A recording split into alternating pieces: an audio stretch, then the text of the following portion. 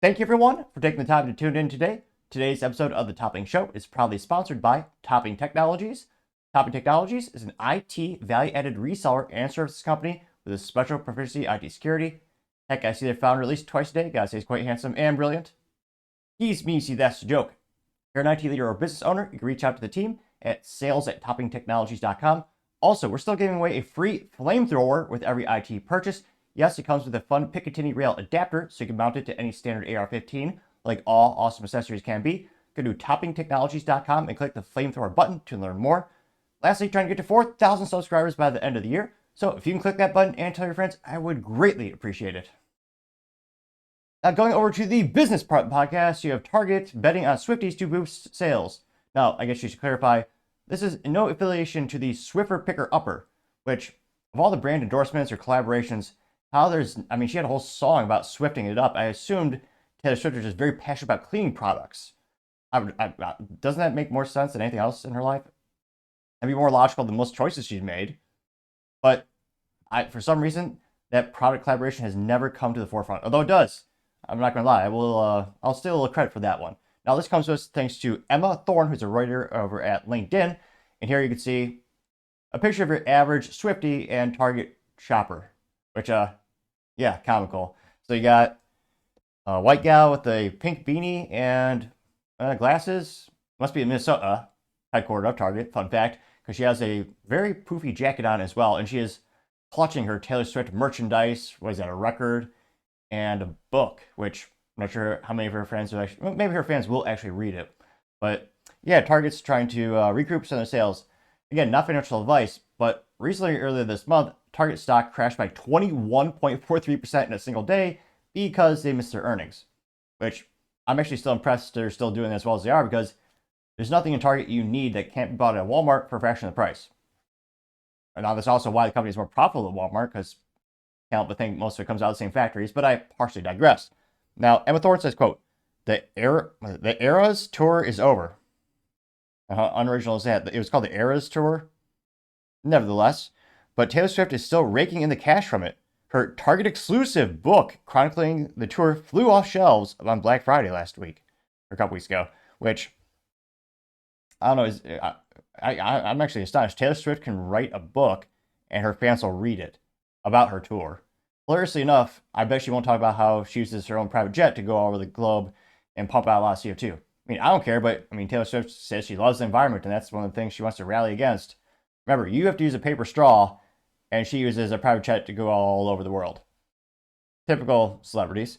Now, they also said, quote, with many social media users reporting that the stores were sold out by 7:30 a.m. Eastern Time, which, geez, I can't imagine of all the things to go to a brick and mortar store for like a Black Friday sale. Like, yeah, you couldn't pay me to. Oh, yeah, I can't fathom the situation. That might be the ultimate test if you're a father and you have a daughter who unfortunately has succumbed to the Taylor Swift madness.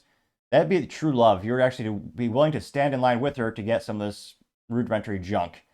Now that is a true test of fatherhood. I haven't had the privilege of being a father or family man yet, but that could be a horrifying situation. Heaven forbid. Now, not the fan part, the Taylor Swift, being a Swiftie fan and getting there. I digress, you know what I'm saying? Now, he said that some fans said that they had lined up as early as the night before to snag it. Who the hell? I don't really diss Taylor Swift, but she can, they're so mentally vacuous. She's getting them to pay this, so they're paying $39.99 for a book. Now, good marketing, because you think it's less than $40. You forget the government steals from you, or, sales tax, so it's really more than that. I always round up by at least 10%, even though Texas is 8.25, but 10 is easier number to just round up with the gold decimal moving. But yeah, so they're paying over $40 for a book, which maybe we should say God bless Taylor Swift. Some Americans are reading again, which, half my shelf is books over there, so I appreciate a good read. Well, I should clarify, good read. I don't know if a tour book about her is good, but they're paying $40 for a Target book or a Target exclusive vinyl and CD versions of the latest album, which vinyl does sound better than, digital music. I've not gone down the road of, getting into the records. I have a couple of my dad's like old Aerosmith ones, which are cool display pieces, but yeah, it does sound a lot better. Maybe someday I'll go down that road, but I guess it's cool she's keeping or helping keep that medium alive. And CDs, well, they're kind of pointless. They're good for nostalgia. They'll never sound as good as a record. And I think in our lifetimes, they'll kind of be like VHS tapes where they just really don't have a competitive advantage over digital, where vinyl still does because it technically sounds better. I also see that customers are increasingly turned off by the store's empty shelves. That's funny. The locked up merchandise. Huh. Well, that's because you're a very left-leaning store and you choose not to enforce things like, you're not enforcing the law. I think it was Target lost over $400 million last year, or this year rather, because of theft. And well, yeah, in places you have stores in places like San Francisco where they don't enforce the law. Yeah, you gotta lock pretty much everything up. I mean, it's such a dystopian hellhole, San Francisco. They lock up cereal, deodorant, and toothpaste, pretty much everything except work boots and Bibles, which I've never seen those being stolen to this date. But it's one of those instances where, yeah, they have to lock everything up, those stores, because they have such a high crime rate in those areas. So, I mean, I don't blame Target for locking them up. I mean, I would blame them for not cracking down on crime enough with private security and actually going out and following through with lawsuits, but I partially digress.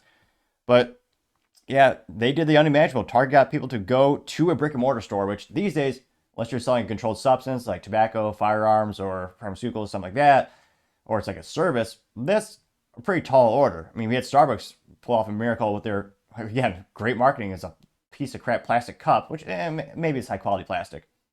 It's probably not, but it's a Starbucks special exclusive cup. That increased foot traffic by 43%. So again, these retailers, I give credit, they're having unique ideas, have people get in the store. That's half the battle retail. And yeah, now it'll be interesting to see what's the profit margins for these products and how much this might bolster. I mean, Target's Q4 numbers, because again, with retail, Q4 is the most important time of the year. They call it Back in Black. It's not just a good song by an electrical enthusiast, the AC/DC band, but it's also, back in the ledgers where actually, pen, you'd have black ink and red ink. Well, red ink was negative, you're losing money. Black ink was positive, you're profitable. So that's why they used to call it Black Friday, getting back its profit, usually by massive volume of products. But yeah, for me, well, obviously, for me, I would still not go to a Target because, I would never need this. But interestingly enough, do you know anyone who in your family is a Swiftie? And are they such a fan that they would buy a book? And then I wonder, what do you think is the percentage of people who actually buy the book and then read it? Or are they just buying it to bolster Taylor Swift? Let me know your thoughts are in the comments, because as always, it'd be fascinating to hear what you have to say. Thank you everyone for taking the time to tune in. Again, trying to get to 4,000 subscribers by the end of the month, so if you can click that button, I greatly appreciate it. Also, give me a thumbs up, thumbs down, or comment. It's a great way to give me a little bit of additional feedback, letting me know how I can make the show better and better. Lastly, don't forget to take the time to tell your family, tell your friends, tell your coworkers, heck, tell your enemies, tell anyone and everyone. Just stay safe and fight the good fight.